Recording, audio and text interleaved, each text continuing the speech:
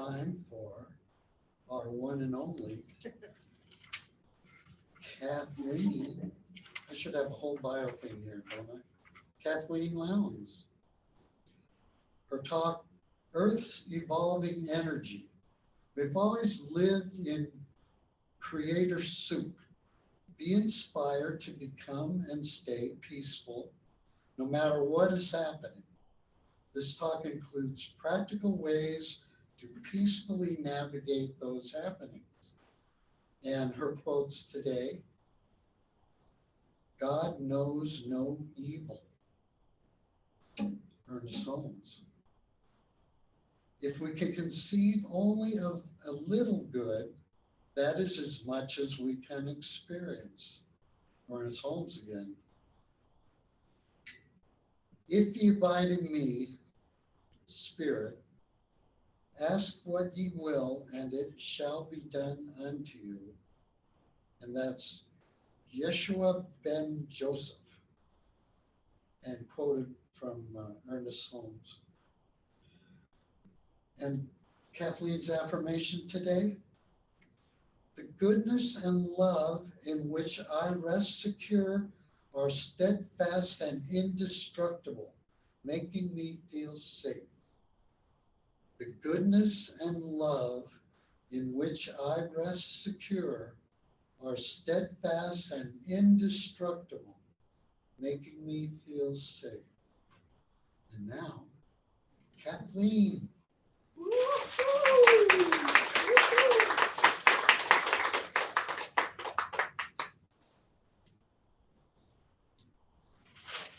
Okay, let me get to sit up here.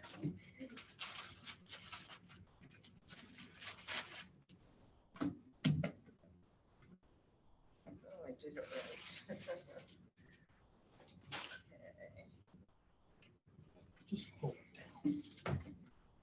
I'm so short, I need it. Oh, down even more? Then we could see your face. Oh. Beautiful. Can you hear me okay? Yes. Okay. Awesome. Hi out there in Zoom land. This is really neat. Clyde and I have been looking forward to this because we know a lot of you.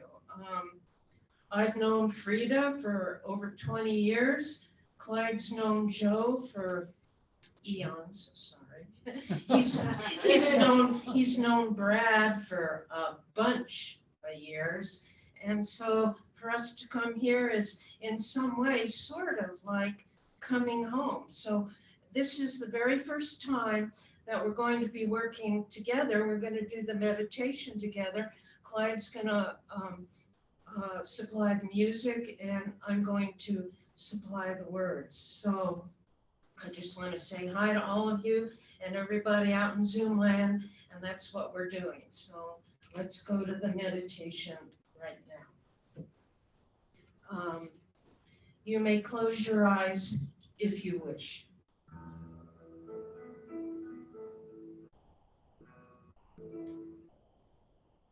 Body, you may unwind. Body, it is safe to go limp. Body, breathe out tension. Body, breathe in calm.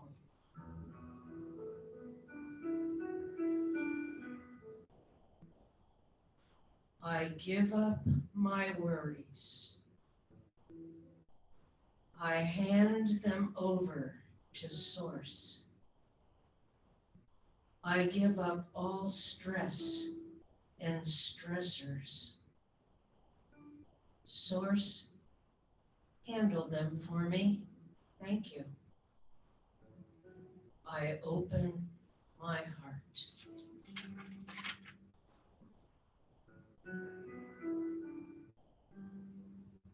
I become conscious of the love I am made from.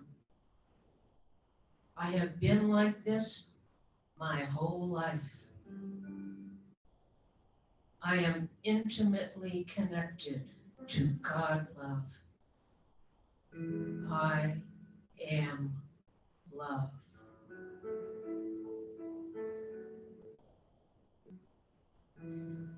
Everything I express is divine. I have it in me to transform myself and the world from the inside out. I have it in me to act as a beacon of fearlessness and hope.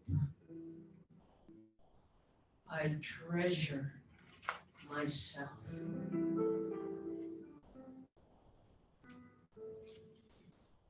I am present. I am present with whatever is here now. I reveal heaven on earth. I am one with Spirit, one with God.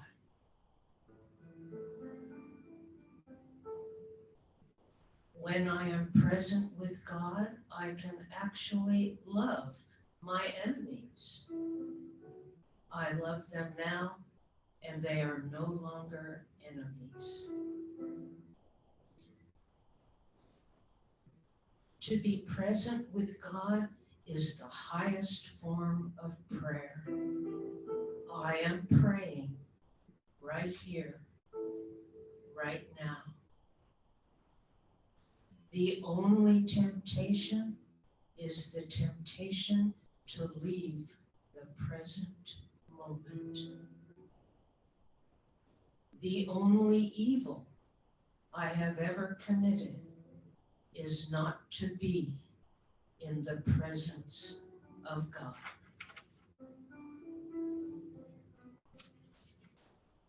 When I am in the presence, I can't help but love everyone.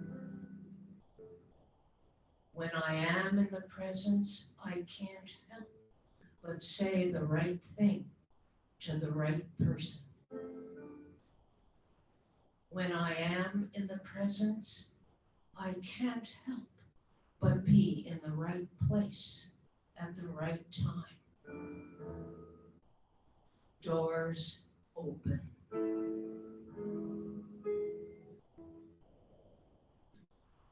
I now store all these positive affirmations in my subconscious memory bank. They are there, ready for me to scroll up, ready for me to use at a moment's notice. I think those thoughts I want to manifest in my life. I am more and more open to receive and act upon divine ideas that come to me.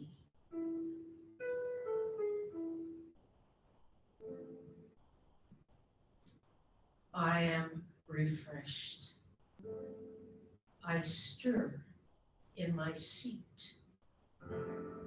I gently move my head from side to side. I slowly open my eyes. I yawn. I feel a warm cloth graze my face. I am radiant with love. I look around and smile. My mask hides the smile, but the smile is clever. It shows itself as the twinkle in my eyes. I am fully awake. Feel better? Yeah. Ready for the talk? Let me call your attention to the plant right down here. It's a humble sweet potato vine. If you're attracted to the plant, I suggest that you gaze at it during the talk. Let's go to the talk now. But before we begin, I have a confession to make.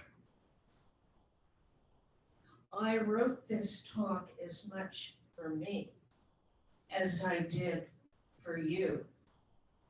You see, I'm part human too, just like you.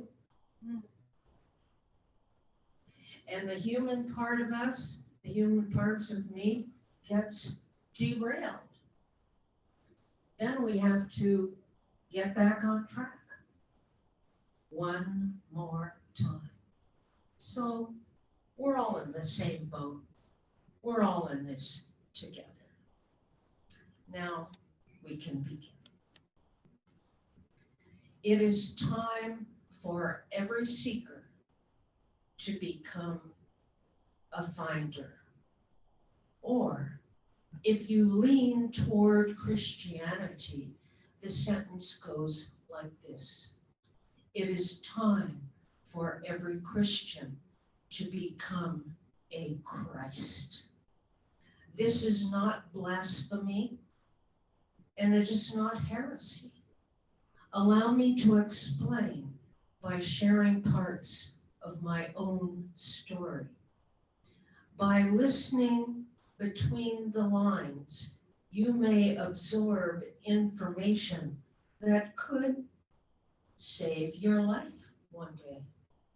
It's a story about belief.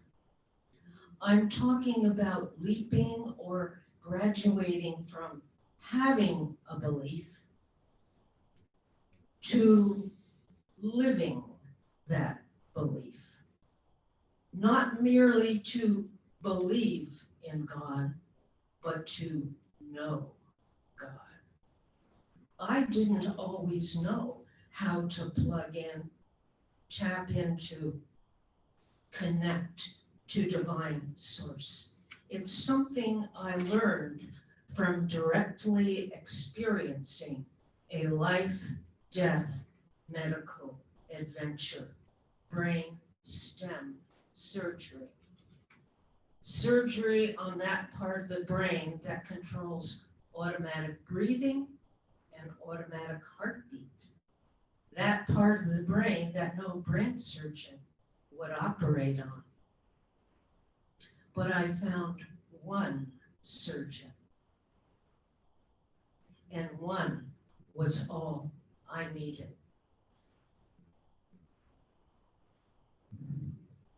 Bear with me, please, thank you.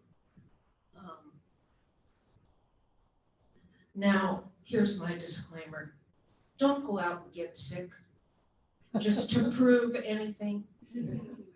Continue to take care of yourself. I risked becoming just somewhat like my special education students.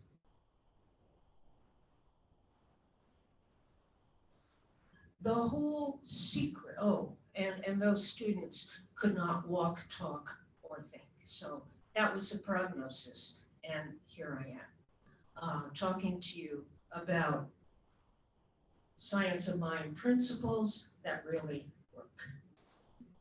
The whole secret to survival, in my case, was to become plugged into divine source long enough to get through the surgery, and then again, long enough to sporadically heal from the surgery. It took years to get better because I did it with no medication, only mind over matter. I had a point to prove. Only being plugged into divine source. This was just my own personal way of doing it. I spent a lot of years alone at my humble desert house on a dirt road. There were times when the thought flashed across my mind, why is this recovery taking so long? It's like being locked away. It's like solitary confinement. Is there a purpose to it?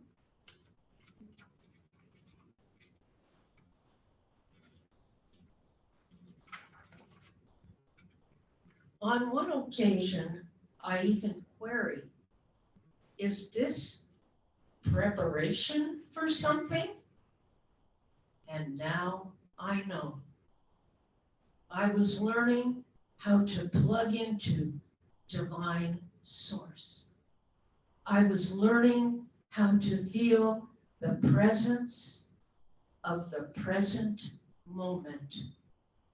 There's nothing like illness to teach that one. So I learned a lot about getting into the presence and staying in the presence until somehow fell out of it and had to get back on track. I learned about getting back on track. But before I did that, I thought about what this reality called the presence really was.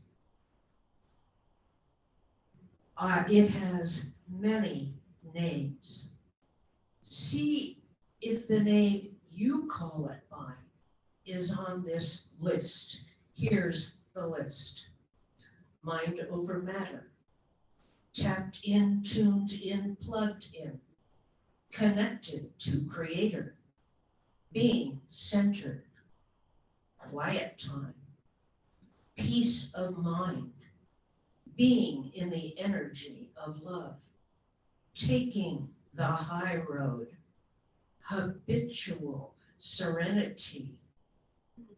The now moment. The realms of bliss. Nirvana. Being connected to divine source. Being connected to spirit. Feeling unconditional love. Knowing the peace that passes understanding. Do you refer to it by one of these names? Labels? Combining some of these phrases, the present moment rejects the past and the future and focuses on just the now. What does the present moment feel like?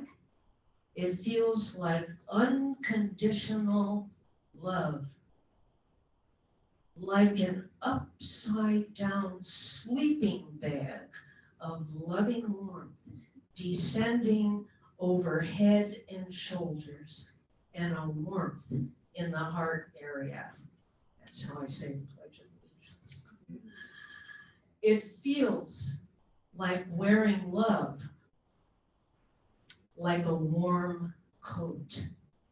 You've felt it. You were born feeling it.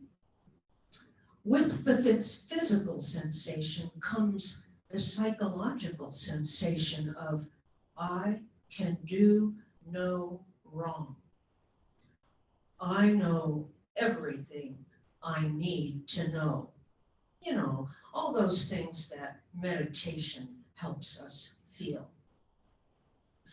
Why is this sensation of inner peace important? Because it's the secret to life. This is the greatest truth I have ever learned in my life. It drives everything in life. It's the secret to manifesting, and I didn't learn it from a book. I learned quite by accident through facing the possibility of death. It goes like this. When I am in the presence that is connected to the divine source, wearing love like a warm coat, etc., that's when all the magic happens. In that state of heart and mind, whatever I think comes true. Whatever I speak forth comes true. That's why I quoted the quote, "If ye abide in me, spirit,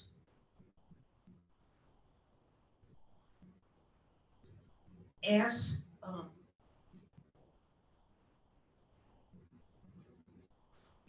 what ye will,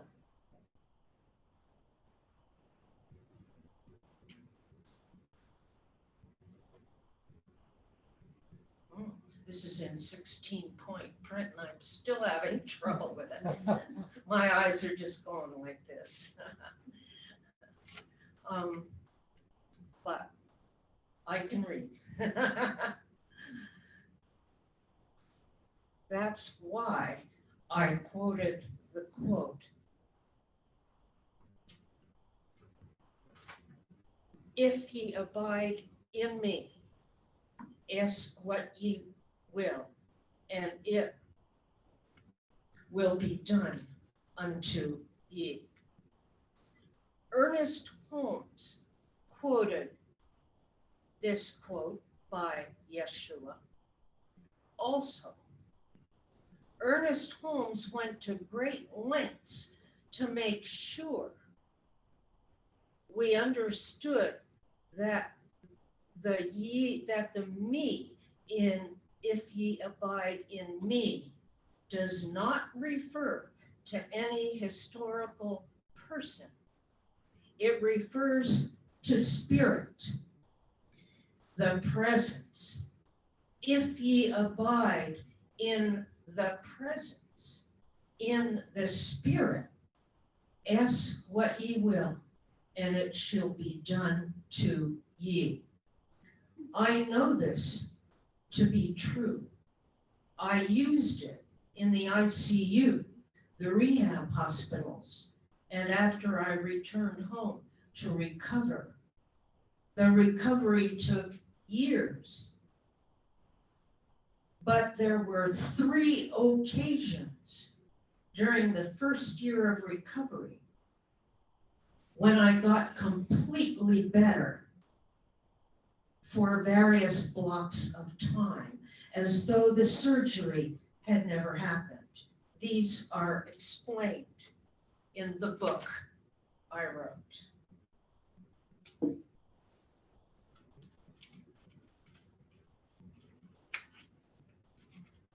I feel like a musician who needs a page turner anyway.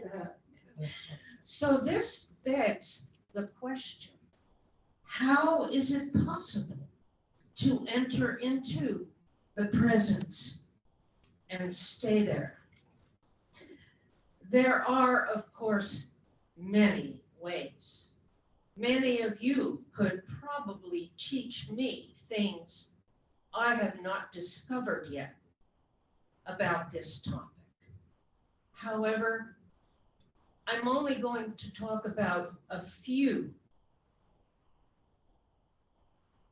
of these ways, the ones that are familiar to me, ways to enter into the presence and stay there.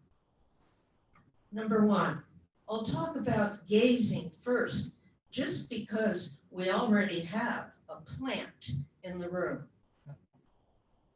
an object upon which we may focus. It's called gazing. Gazing is used to become calm, soothed, peaceful. Here's what it is and why it works for some people. You have to try it to see whether it works for you.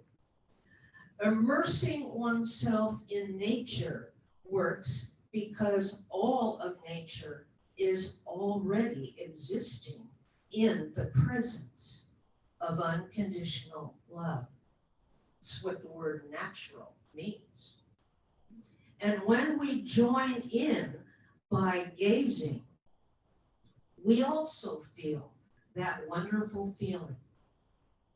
It happens every time We gaze at a natural object, a plant, a flower, a wild animal, a pet. This is why people have pets. All natural objects are connected to divine source, and so am I when I gaze upon them. Are you thinking, will this work with a rock? Try it, let me know. It doesn't matter if it is a humble plant, such as this sweet potato vine. It is part of nature and can capture our attention just as well as any part of nature can. In Norway, gazing is called krogluft. In Japan, it's called irigawa. Someone told me, I don't know about this, but someone told me it is a Buddhist activity, a precursor to meditation.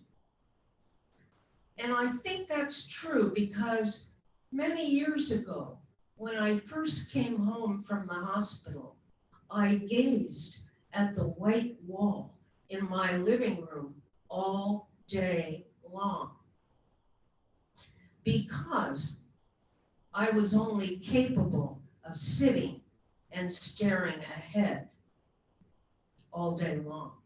Soon after this, I automatically fell into what I now call meditation.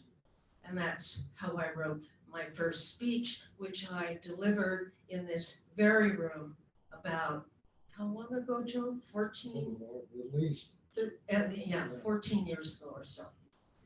Okay, that finishes with gazing. Humming. My doctor had, just like it sounds,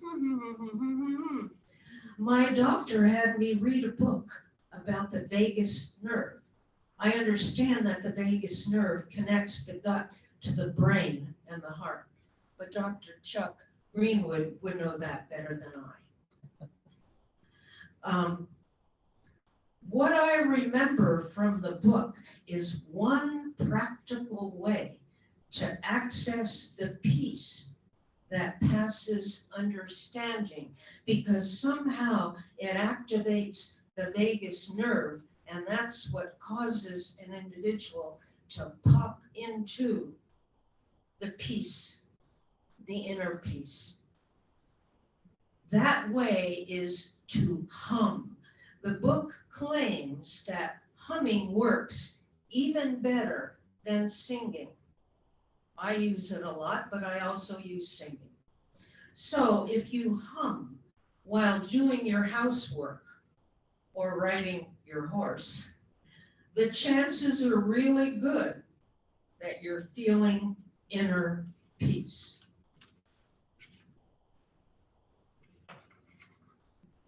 Try it. You'll never know whether it will work for you until you try it. Number 3, forgiveness. It's never a matter of forgiving the other person. They haven't done anything wrong that requires me to forgive them. They simply have a different perception because they have had a different set of experiences.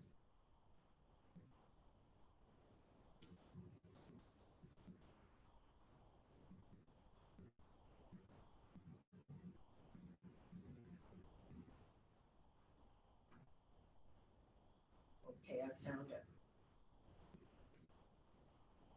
They have had a different set of experiences than I have had. In the days before I figured this out, I would judge the behavior of others as wrong or bad. And even now I derail and judge. But now I catch myself doing it, I've actually come that far. So it's never a matter of forgiving the other person. It's a matter of forgiving myself for having judged that person. Simple words work. I forgive myself for having judged blah, blah, blah. Then I'm back on track. And guess what? I'm feeling the presence again. I'm tapped in. Peace. Forgiveness works. So I've expanded this.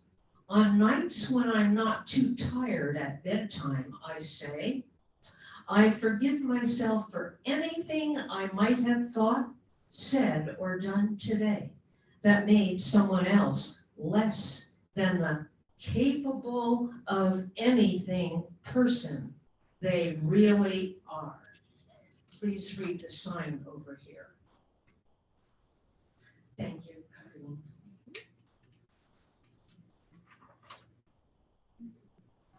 The sign is going out into Zoom land right now.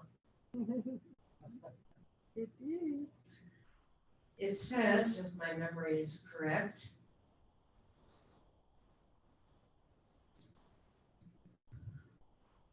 you are capable of more than you may know. And that's a direct quote from Linda, not Linda, Glinda, what a name, Glinda, the Good Witch. So even witches are good. So back to the thing that I say every night when I'm not too tired to say it. I forgive myself for anything I might have said or done today that made someone, anyone, feel less than the capable of anything person they really are. In other words, I clear the board of many people. It's my other confession. I clear the board of many people with only one sentence. Pretty sneaky, huh? Prayer. We all know how effective prayer is, how it works, and why it works. So I'm going to use this opportunity to thank all of you for something I wanted to thank you for a year and a half ago. In late February 2020, I had both oral surgery and dental surgery in the same sitting.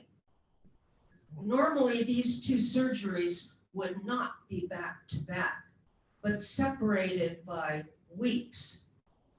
Before the surgery, Brad, your own Brad Allen, got me on the prayer line at this center. I knew there were many people praying for me. And that was probably a good thing, because I was not put to sleep for the surgery. 8 teeth were pulled. It was a good dentist. He left just the ones that I needed for smiling and chewing. 8 teeth were pulled, and the roots of each of the remaining teeth were deep cleaned, and I won't tell you how it's done. It's gross. After the surgery, I walked out of the dental office on my own 2 feet. There was no pain, no bleeding, no dizziness. The doctor was astounded. It was almost as though the surgery had not taken place. But then you were praying for me, and I believe I was placed in the divine presence during the procedure. Thank you very much if you were one of those praying for me. However, this dental procedure was not the first time prayer had worked its magic for me. When I had the brainstem surgery, 60 people were praying for me daily. I belonged to a little spiritual group, kind of like this, and they all got on it.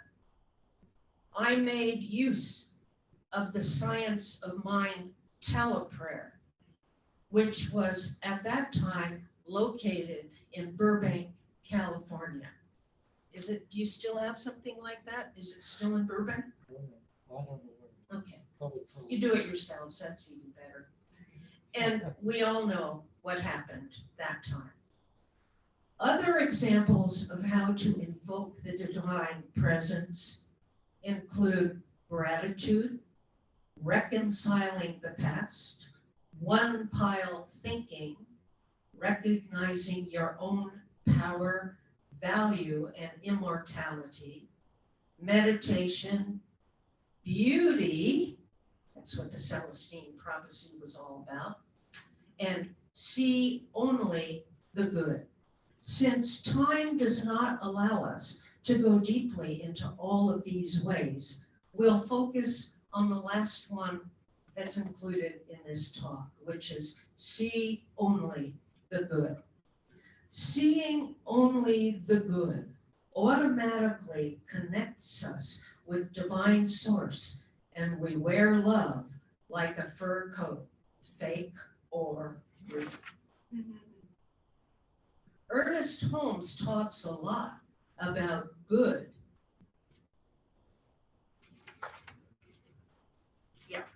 Ernest Holmes talks a lot about good and goodness. Thank goodness, pun intended, the Science of Mind book has an index. Okay, so you can look up anything you want to. And that's why I put the page numbers next to each of my quotes to make it really easy for you in the event that you felt nudged to look that up and read further about it. One of the entries is, in the index, God knows no evil. In other words, there is only good. Therefore, there's no need to be hard on ourselves, is there? I took this one to heart. On page 313 of my book, I wrote, and I'm going to read this to you because it's a good example of this point.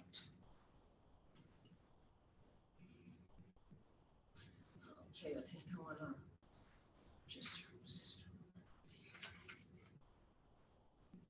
I was so excited that I was able to discover the beneficial side of my fears, that I continued to view life from a new perspective. One of these ways was to see the value in my faults. You know, they're not really faults, but the culture calls them faults. I saw that the attributes which others had criticized in me were the very ones that had contributed to my unbelievable medical outcome. And I list 5 of them. I'm only going to read one of them to you because of the constraints of time. It's called strong-willed. I imagine I got to be strong-willed because I was rebelling. Because I was rebelling against being forced to think, feel, and behave in ways that suited others better than those ways suited me. My rebellion had made me excessively independent and a strong-willed child. And you know, there are a whole bunch of books out there that teach parents how to crush the strong-willed child. Yeah. Maybe you were a strong-willed child too. We meet again. I had to have my way. Therefore, I was labeled selfish and uncooperative.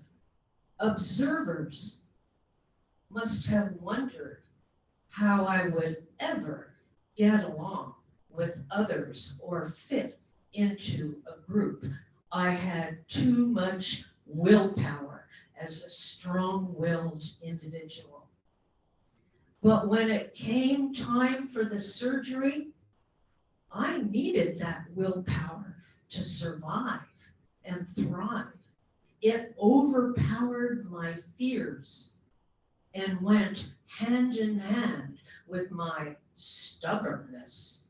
It was a big part of my vigorous determination.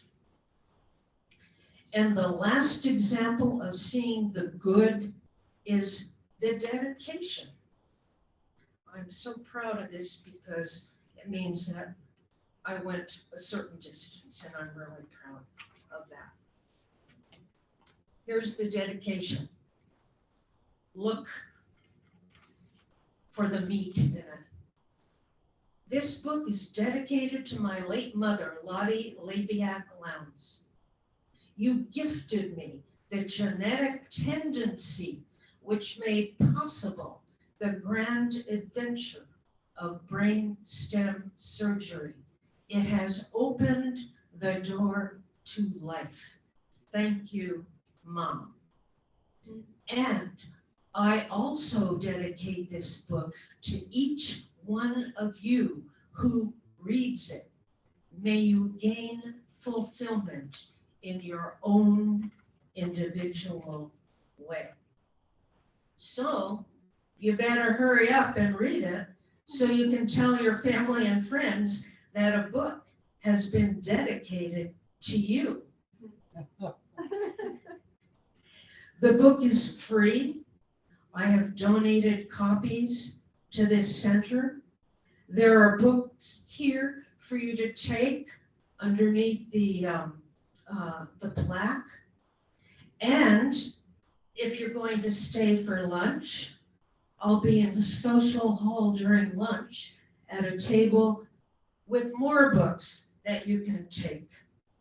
Come talk to me about anything. I'd like to leave you with more questions than answers, to inspire you to develop your own way, your own answers, your own empire of dreams. There's not a religion or a thought system that I've ever encountered that does not include inner peace if you get deep enough into it. An example of this concept involves, of all things, housewives in Italy.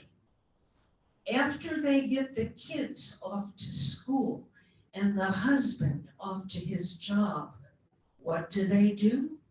They walk down to the local cathedral to sit in the silence, to absorb the peace. Inner peace feels so good. Sounds like meditation, doesn't it? One more thought. Ernest Holmes says that there is only goodness. Evil doesn't even exist. He qualifies it by saying that we can only experience as much goodness as we can conceive. And in New Thought, we are trained to conceive a whole bunch. In other words, think big, dream big.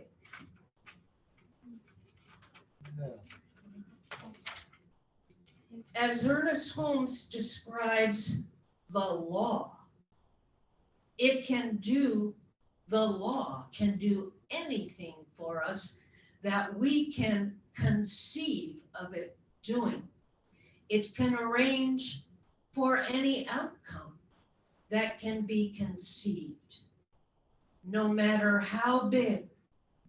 It seems to me from observation and personal experience that the law will do its part, arrange for the preferential outcome much more quickly when I do my part, live in the presence, sometimes almost instantaneously. This is the most powerful thing in the universe.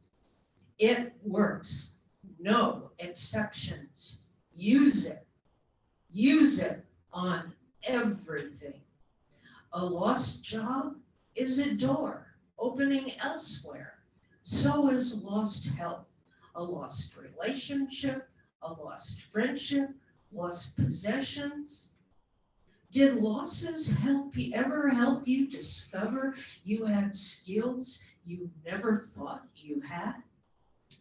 The earth is evolving, and we along with it.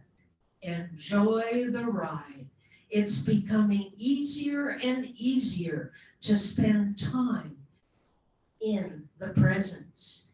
Easier to get into the presence, easier to stay in the presence. Have you noticed?